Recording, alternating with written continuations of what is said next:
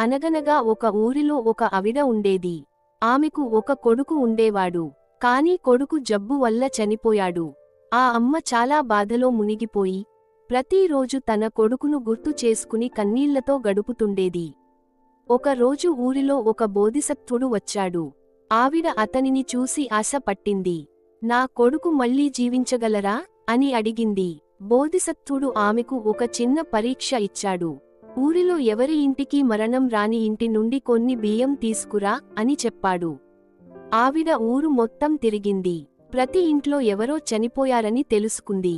ఆ సమయంలో ఆవిడ అర్థం చేసుకుంది, జీవితంలో చావు ఒక భాగం, దానిని ఎవరు కూడా తప్పించలేరు.